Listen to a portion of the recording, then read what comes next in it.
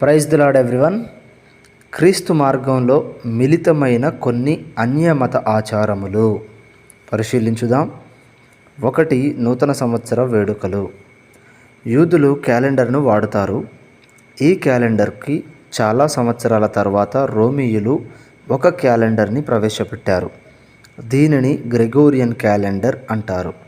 రోమీయులు సంవత్సరం పూర్తయిన ప్రతిసారి భారీ ఉత్సవం జరుపుకునేవారు. తర్వాత కాలంలో వీరి క్యాలెండర్ను ప్రపంచ దేశాలన్నీ ఆమోదించాయి. వీరి క్యాలెండర్తో పాటు వీరి నూతన సంవత్సర ఉత్సవం కూడా అన్ని దేశాలకి వ్యాపించింది. అప్పటికే హిందువులు కూడా తమ క్యాలెండర్ ప్రకారం నూతన సంవత్సర ప్రారంభాన్ని ఒక పండుగగా జరుపుకునేవారు. అందుకే ఇది ఒక అన్యమత ఆచారం. రోమా ప్రభుత్వాధికారాన్ని కలిగిన ఆనాటి క్రైస్తవ మతం కూడా జనవరి 1వ తేదీన నూతన సంవత్సర ఆరంభ వేడుకను జరుపుకోవడం మొదలుపెట్టింది. తర్వాతి కాలంలో ఈ ఉత్సవం కొన్ని ప్రొటెస్టెంట్ సంఘాలకు కూడా వ్యాపించి డిసెంబర్ 31 రాత్రిని లైటింగులతో, కేకులతో, ఆటలతో, అల్లర్లతో, గిఫ్టులతో, గ్రీటింగులతో బహుఘనంగా జరుపుకుంటున్నారు. సంవత్సరమంతా కాపాడినందుకు కృతజ్ఞతగా కూడుకోవడంతో అర్థం ఉంది. ఆ రాత్రంతా ప్రార్థించడమో, దేవుని వాక్యం వినడమో చేస్తే ఉపయోగకరం. అంతేకాని డ్యాన్సులు, లైటింగులు, సరదాలతో ఆ రాత్రిని మరుసటి దినాన్ని గడపటం అన్యులు, క్రైస్తవ మతస్థులు చేస్తున్న పనే కానీ క్రీస్తు మార్గములోని వారు చేసే పని ఏమాత్రం కాదు. క్రైస్తవ మతస్థులు వేరు, క్రీస్తు మార్గస్థులు వేరు. అన్యులు నడుచుకున్నట్లు మనం ఎట్టి పరిస్థితుల్లోనూ నడుచుకోకూడదు. ఎఫెసీయులకు రాసిన పత్రిక 4వ అధ్యాయం 17వ వచనంలో ఉంటుంది. ప్రతి సంవత్సరం క్రైస్తవులు కొన్ని వేల కోట్ల రూపాయలు నూతన సంవత్సర వేడుకల కోసం ఖర్చు పెడుతున్నారు. దేవుని కార్యాల మీద కంటే ఎక్కువ ఆసక్తి వ్యర్థమైన వాటి మీద ఉంచుతున్నారు. సామెతలు 12:11లో ఇలా ఉంది, వ్యర్థమైన వాటిని అనుసరించువాడు బుద్ధిహీనుడు అని బైబిల్ చెప్తుంది. మీరు క్రీస్తు మార్గంలో ఉంటే ఆత్మ సంబంధులై ప్రభువునందు మాత్రమే ఆనందిస్తారు, కానీ శరీర సంబంధంగా సంతోషించరు. మతంలో ఉన్నారో, క్రీస్తు మార్గంలో ఉన్నారో ఇప్పుడే పరీక్షించుకొని సరిచేసుకుందాం. 2. జపమాల ఉచ్చరించుట. అన్యులు తమ దేవుళ్ళ పేరిట మాలలు ధరించడాన్ని చూసిన ఆర్సీఎం వారు జపమాల ధరించే ఆచారాన్ని కూడా క్రైస్తవ మతంలో చేర్చారు. అన్యులు మన నుండి సత్యాన్ని నేర్చుకోవాలి. అలాంటిది మనం అన్యుల నుండి ఆచారాల్ని నేర్చుకుంటున్నాం. మొదటిలో ఏ ప్రొటెస్టెంట్ క్రైస్తవుడు ఈ శిలువ మాలను ప్రోత్సహించలేదు. కానీ అప్పటికి సంపూర్ణంగా క్రైస్తవ మతంలో కలిసిపోయిన కొన్ని శాఖల వారు లెంట్ డేస్లో ఈ శిలువ మాలలు ధరించడం ప్రారంభించారు. నెమ్మదిగా ఇది క్రైస్తవ మతమంతా వ్యాపిస్తూ ఉంది. మీరెలాంటి భక్తి చేస్తున్నారు?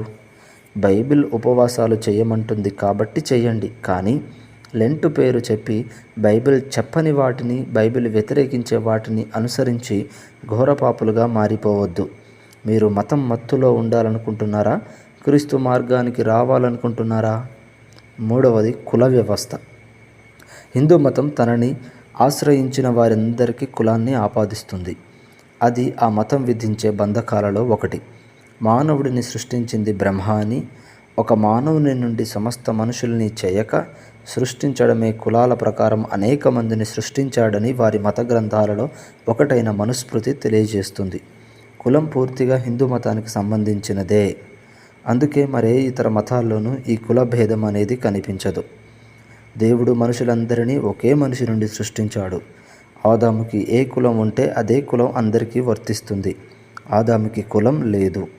ఇక ఏ మానవునికి కులం లేదు. మనుష్యులకి వృత్తులుంటాయి. ఆ వృత్తిని బట్టి అతను పిలువబడితే అందులో తప్పు లేదు.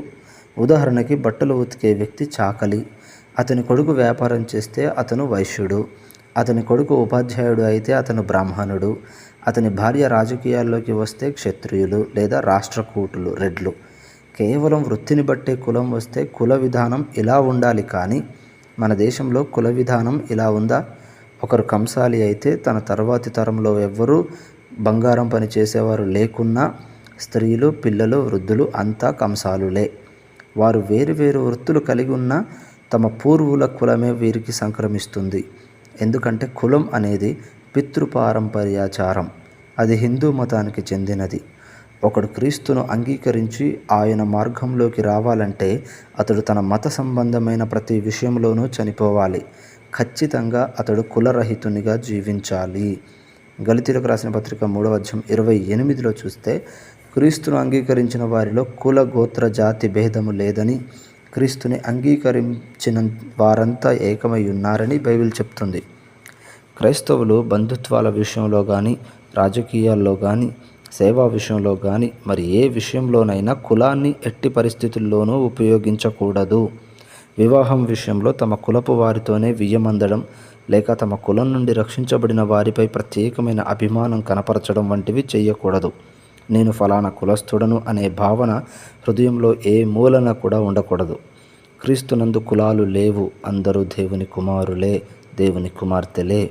కొందరికి ఈ విషయం తెలియక క్రైస్తవుల్ని కులాల వారిగా విడదీస్తున్నారు. ఒకరు ఏ కులం నుండి రక్షించబడినా ఇక అతను దేవుని కుమారుడే, దేవుని కుమార్తెయే. క్రీస్తు మార్గంలో నడిచే ఎవ్వరికీ కులం లేదు. కులస్తులుగా జీవిస్తూ నేను క్రైస్తవుడిని అనుకునేవాడు భ్రమలో ఉన్నవాడు. కులం గలవాడు హిందూ మతస్థుడే కానీ క్రీస్తు మార్గస్థుడు కాడు. మీరు కులబంధకాలు కలిగి ఉంటే ఇప్పుడే మతం విడిచి మార్గంలోనికి రండి. 4. వివాహ ఆచారాలు. మనిషి జీవితంలో అత్యంత ప్రధానమైన వాటిలో వివాహం కూడా ఒకటి. ఒక్కొక్క విధమైన వివాహ విధానాన్ని సూచిస్తుంది. ప్రతి మతస్థుడు తమ మత గ్రంథాలు ఎలా ఆజ్ఞాపిస్తే అలా తమ వివాహాల్ని జరిగిస్తారు. వివాహంలో ముహూర్తాలు చూసుకోవాలని, వరుడు వధువుకి తాళి కట్టాలని, ఆ తాళిలో శివపార్వతులకు గుర్తుగా శతమనాలు, త్రిమూర్తులకు గుర్తుగా 3 ముళ్ళు వేయాలని, మేనమామ వధువుకు చుట్టలు పెట్టాలని, ఇద్దరూ పెళ్లిబొట్లు పెట్టుకోవాలని, శివపార్వతుల వివాహం మామిడి చెట్టు క్రింద జరిగింది కాబట్టి శుభకార్యాలలో గుమ్మాలకి మామిడి తోరణాలు కట్టాలని, పసుపు కలిపిన అక్షింతల్ని చల్లాలని హైందవ గ్రంథాలు సూచిస్తున్నాయి. ఆ మతస్థులు తమ వివాహాల్లో వీటన్నిటినీ చేస్తారు కూడా. వీటిని ఇతర మతాల వారు చెయ్యరు, ఎందుకంటే వారి మతాచారాలు వారివి. ఇప్పుడు ఒక వ్యక్తి మతం వదిలి క్రీస్తు మార్గంలోనికి రావాలంటే అతడు ఆ మత విశ్వాసాలని, ఆచారాల్ని పూర్తిగా విడిచిపెట్టాలి. కానీ నేడు ఎన్నో క్రైస్తవ వివాహాల్లో తాళి, చుట్లు, తోరణాలు, అక్షింతలు ఇవన్నీ అంతర్భాగంగా ఉంటున్నాయి. హిందూ సాంప్రదాయాలకి భారతీయ సాంప్రదాయం అంటూ పేరు పెట్టేసి క్రైస్తవ వివాహంలో అన్య సాంప్రదాయాల్ని మిళితం చేసేశారు. 5. తాళి. తాళి అనేది భారతదేశ సాంప్రదాయం కాదు. తాళి అనేది భారతదేశ సాంప్రదాయం అవ్వాలంటే కుల మత భేదం లేకుండా అందరూ దానిని ఉపయోగించాలి కదా. భారతదేశంలో 29 రాష్ట్రాలు, 7 కేంద్రపాలిత ప్రాంతాలు, 8 రకాల మతాలకు చెందిన వారు ఉన్నారు. కానీ వారిలో 20 రాష్ట్రాలలోనూ 7 కేంద్రపాలిత ప్రాంతాలలోనూ తాళి కట్టరు. 7 మతాల వారు తాళి కట్టరు. కేవలం దక్షిణ భారతదేశంలోని హిందువులు మాత్రమే తాళి కడతారు. అలాంటప్పుడు తాళి భారతదేశ సాంప్రదాయం ఎలా అవుతుంది? తాళి అనేది ఒక అన్యమత ఆచారం. క్రైస్తవుడు ఇట్టి వాటి విషయములలో విజ్ఞతతో వ్యవహరించాలి. మనం క్రైస్తవ వివాహాలలో పరిశుద్ధత అనేది కేవలం పేరుకు మాత్రమే పరిమితమైపోతుంది. మీ ఇంట్లో వివాహాలు ఎలా జరిగాయి? ఎలా జరగబోతున్నాయి? ముహూర్తాలు, తోరణాలు, పెళ్లిబొట్లతో అన్యమత సాంప్రదాయంగా జరుగుతుందా? లేక దేవుని వాక్యమే సాక్షిగా అన్య సాంప్రదాయాల ఆనవాళ్ళను విడిచి క్రీస్తు మార్గంలోనికి ప్రవేశిస్తున్నామా? ఆత్మవిమర్శన చేసుకుందాం. ముగింపు. ధర్మశాస్త్రానికి సంబంధించని ఏ పండుగను, ఆచారాలను గుడ్డిగా చేయకూడదు.